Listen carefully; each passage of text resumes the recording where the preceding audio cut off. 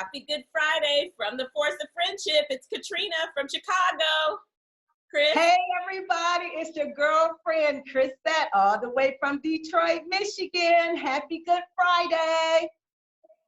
Hey, it's Gloria from Baltimore. I'm so excited to be here with you guys. This is awesome. Sabrina. Hey there, all the way from Chapel Hill, North Carolina. Happy Easter weekend, you guys. We're going into an incredible weekend of celebration, but we're happy to be here with our girlfriends for Friendship Friday. What's going on, Katrina? What we got today? Oh my gosh, we gotta bring in and introduce our girlfriend LaNissir. Have we not known her a long time? This amazing, oh my gosh. We love you, LaNissir. We are so excited to have you on today to talk about this hot topic, homeschooling. I mean, seriously, I was watching the Christie show the other day, and she was saying that some of the moms are feeling like they're flunking 4th grade with their child, okay? Like, new math, trying to understand. So we are bringing you a longtime girlfriend, but she is also an expert, y'all, an homeschool expert. She's a wife. She is the mom of 7 kids, OMG, an entrepreneur, a homeschool leader, an educational consultant, and she is Myers-Briggs certified. She is amazing. You're going to see her accolades posted below. But LaNissir, we're so excited to have you on the show. We're giving you a good girlfriend's welcome. Give it up for LaNissir. Yay. So serious. I am so very excited to be with the Force of Friendship. I'm going to tell you guys are awesome individually, but collectively, you are beyond description. I'm not lying. I'm excited to be here. This has been the highlight of my day, Friday, and I want to thank you so much for the opportunity to share today. Good. Well, this is amazing. We're going to jump into this topic. I'm putting on my glasses here, and we want to talk about homeschooling because seriously, we know that this is happening for millions of kids all over the world. And so, LaNissir, bring your expert advice to us. I want to ask you, what's the difference between homeschooling regularly for those that have been doing it for a long time and homeschooling right now during this pandemic? That's a great question. I've been homeschooling now for almost 15 years. I pulled my kids from a private school, decided to bring them home to homeschool. At the time, I had some junior Olympic gymnasts at the time, and I really wanted to focus in on not only their gymnastics, but some of the things that I knew I needed to work with my child. The thing that was the part that kept me homeschooling is when I found out about dual enrollment, where my kid could get an associate degree and a high school diploma at the same time. After that, I was sold and I was running forward. I'm so excited that that same kid is graduating college as we speak. Finished most of her academics early, was literally a full-time, 3-day-a-week intern at the Maryland General Assembly. We're just so grateful for what homeschooling has done in our lives. And what we're doing right now is not homeschooling. We are pandemic schooling. We are crisis schooling. This is not homeschooling, but we call it homeschooling because everybody's home. But it's really not homeschooling, because when we homeschool, we get a chance to connect community. Like you guys are in a community where we serve a big community of homeschool. I actually am a homeschool leader. I lead about 100 to 200 other homeschoolers, and weekly we meet up on Wednesdays. We meet up on Monday. You know, kids do sports at a local Christian school. We're out and about. So we're home too. But you're smart to bring on a homeschooler, because if you want to know how to be successful at home, you got to talk to the gal who's already been home. So I'm excited to be here. I'm excited to share. It doesn't mean that our certified teachers don't know what they're doing. They do. But when you bring a kid home, you want to set the atmosphere so that the child enjoys education. That's always the number one thing. You want to have kids who love learning, because learning is a lifelong tool. So one of the things is that understanding what that difference is and helping them become a happy homeschooler. Because if they're not happy, they don't want to learn. I actually have some tips for you that I want to share that I think would help. It's just kind of like what you should be doing in homeschooling, even if you're pandemic schooling, which is on grounding your kid in traditions. Hey, Holy Week, you know, whatever your tradition is for this week of Easter, this is your opportunity to ground them in tradition. Well, that's education. Number 2 is individualize their education. You're either home and you've been given assignments from the school, or you're home and maybe you've not been given any assignments. you still want to individualize your education for your child. Johnny needs more help in math, then give him more help in math. You know, if Susie needs more help in reading, then read more, make it individualized for your child. And then the other thing is be intentional in the relationships. Now, we're all social distancing, but we want to make sure we're careful about the relationships, either on that cell phone, on the internet, or maybe playing through video games. Now we have to be intentional. I'm on the best Zoom in the whole wide world. I'm intentional on my relationships. We do the same for our kids. And then we also want to make sure that we're selective on the extracurricular activities. In this case, there are none. Look at your neighbor, say, stay home. Yeah. Right now, there are none. None. But also Zero. celebrating their milestones. So they're having some milestone. Maybe there's birthdays coming up. We literally had our Easter egg hunt yesterday because we knew the weather was going to be 75. So we went on and did it yesterday. You know, because those milestones help with the whole mental balance. Remember, the kids are going through too. Right. I hope I answered your question, but I will tell you, that is the formula to making kids happy. Absolutely, absolutely. Gloria, take it away. Okay, LaNissir. First thing, since we've been girlfriends a long time, we've been the ones that's like, LaNissir's having another baby. LaNissir's having another baby. Yes.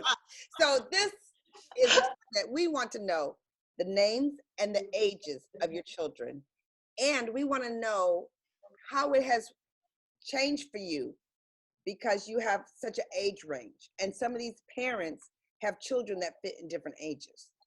Yes, thank you, Gloria. I have a lot. That's how I have a big family, period, case closed. I look like I'm hoarding through the line when I'm checking out at the grocery store, but I'm not hoarding. I'm not taking that extra roll of toilet paper for no reason. Seriously, we need it in here. It's 9 of us.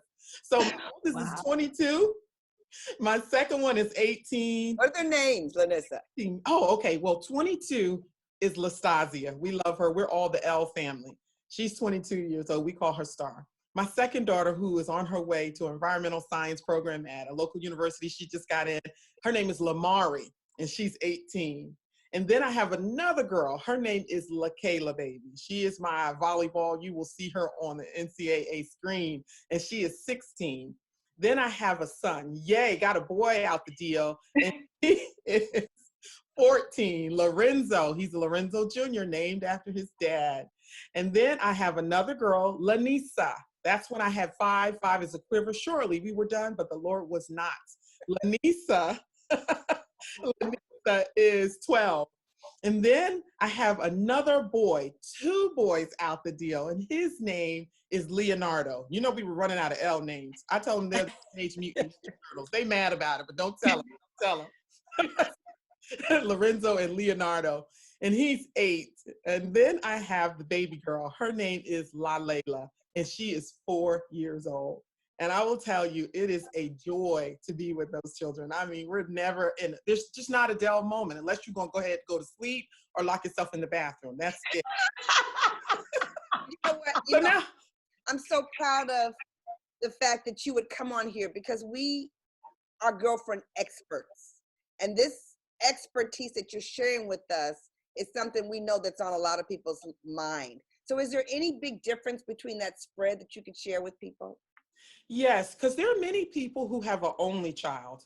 And when you're the only child, I did that. Remember, there was a 4-year spread between my first and my second child. And then when you have a baby, it takes about 3 years for that baby to catch up to even be able to play with the other child. So I dare say I went almost 7 years with just that one child. That's why we call her Star.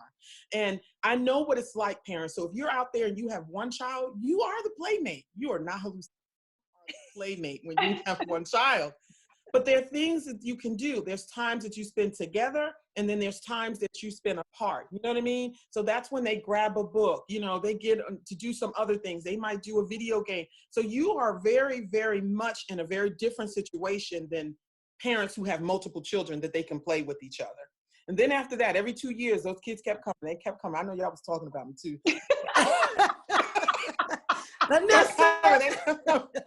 But guess where I am today? Listen to this. I have 5 drivers in my house. Right. Wow. 5. Wow. Me, my husband, and 3 other choices. Yes. That's pretty cool. I'm going to pass it to Chrisette. Oh my awesome. goodness, LaNissir, I certainly remember seeing you pregnant most of the time, right?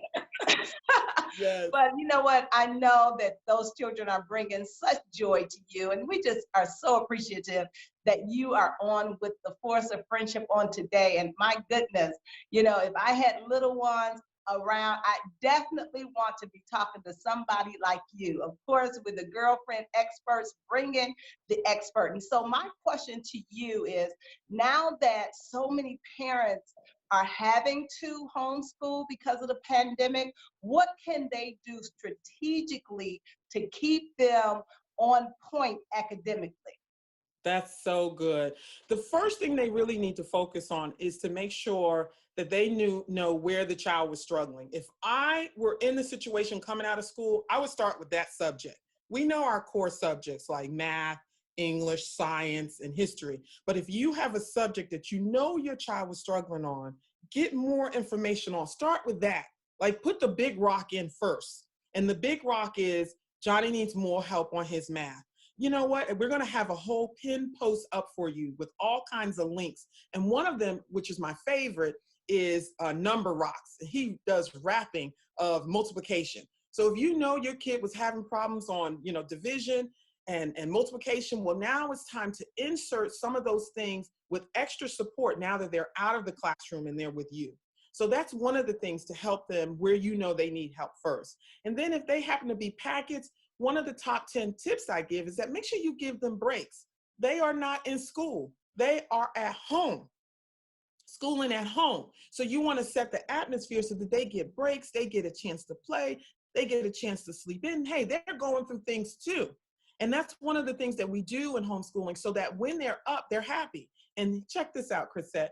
Would you believe that most students are getting an extra 20 to 25 hours extra a week? Because everyone who was not homeschooling still had homework at night. But wow. Homework at night. So technically you got an extra 20 hours. So who said that the schoolwork had to be done in the morning, the same time school opens? It could be done in the evening if you have that flexibility. So figure out what works for you and work it. So LaNissir, real quickly before I throw it to Sabrina, how important is it for them to have a schedule?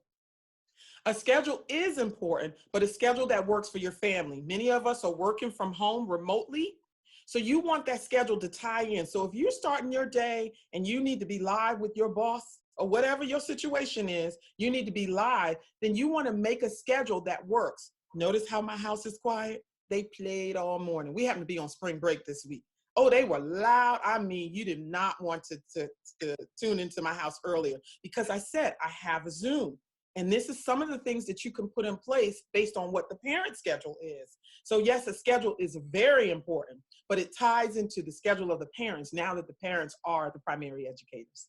Got it. Awesome. Sabrina. Oh my goodness, and it's just a wealth of information. I am thrilled to have you. I have been with you and every one of those babies as they were being born. You know, we were hanging, we were having babies together, and you left me and I said, bye-bye, okay? I said, you go on, girl, with your bad self, okay? I mean, 7, and I mean, honestly, sometimes when there's 7 children involved, people say, is that a blended family? I was like, oh no, they all theirs, okay? It's the same mama and the same daddy, okay? So, and LaNissir, what I love about you and parenting with your husband, you've always have done it with ease. You've been patient, you've been joyful, you have loved the journey. And so we just thank you for being such an example of what this homeschooling journey has been. I wanted to ask you, with so many children at home, we have a lot of inner city kids who might not have internet. They might not have the resources like some of the other families. What do you suggest to make sure that all children, no child is left behind in terms of awesome. That's awesome. And that's a great question. Yes, so my BKA, better known as name, is Joyful Mother of Children. book is coming up, and that's where I'm adding a chapter about homeschooling and loving education during a pandemic, and I'm real excited about that. And when I think about inner city, I'm no stranger to it. I was born in Newark, New Jersey. I was raised in Orange and Hillside, and I know what it's like. You may not have internet. You're not working with a lot of space and all those kinds of issues. I want you to be very creative. You know, it's a funny thing. You may have a phone. Do you know that on our pin post that we're going to have a list of apps that you can go to learn? Free apps that you can go to learn. So if you have a phone, you can learn. Even today, I posted in my Joyful Mother of Children section, I posted how somebody had a tray of muffins and a jar of coins. And inside the tray of muffins, they had a different coin amount, 12 cents, 25 cents. 30 cents. And all the kid had to do was walk up to it and figure out how they were going to make change, how they would figure out and put it inside the muffin tray.